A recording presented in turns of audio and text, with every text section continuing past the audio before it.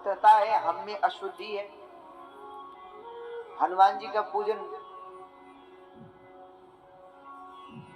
आप हनुमान चालीसा का पाठ कोई भी कर सकते, भले माताएं हो भले भाई लोग। कई बार लगता है ना कि हनुमान चालीसा, कई लोग पूछते हैं कि माताओं को करनी चाहिए नहीं करनी चाहिए, तो पवित्र अवस्था में कोई भी उसका पाठ कर सकता। हनुमान जी का स्नान पूजन वैसे तो घर में जो पुरुष है उनसे करवाइए, और आरती हो गई, हाँ, हनुमान जी की आरती करनी है, हनुमान अष्टकम का पाठ करना, ये कोई भी कर सकता है, बस बतौर पवित्रता से। क्योंकि हनुमान जी परम वैष्णव हैं और उनकी पूजा में शुद्धि का विशेष ध्यान रखना चाहिए। और किसी भी पूजा में, किसी भी भगवान, पर आज हम लोगों की समस्या क्या है, हम लोग पूजा में शुद्धि नहीं रखते। यहाँ भागवत जी के पास भी ऊपर कई लोग प्रणाम करने को आते हैं, तो भागवत जी का भी स्पर्श करते हैं, ठाकुर जी का भी स्पर्श करते हैं। हम मना भी करते हैं कि नहीं, दूर से प्रणाम कीजिए। क्यों?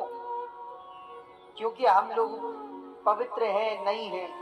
अब कई लोगों को हमने देखा है जो अब कथा से आ रहे हैं, जूते उतारे और फिर हाथ धोए नहीं, उन हाथों को लेकर के आगे वही भगवान पे लगाए, वही भागवत जी पे, वही ठाकुर जी पे। अब आपको तो लग रहा है कि हमसे भगवान खुश हो रहे, खुश नहीं हो रहे, वो अपराध है, पाप है। पर आजकल तो लोगों को तब तक चैन नहीं मिलता जब तक भगवान को खूब, और मंदिरों में तो थोड़ा बहुत नियम से लोग रह जाते हैं, पर शिव जी के मंदिर में तो भगवान दही से नहला रहे, दूध से नहला लगे भगवान को। भैया भगवान का हर कोई स्पर्श नहीं कर सकता।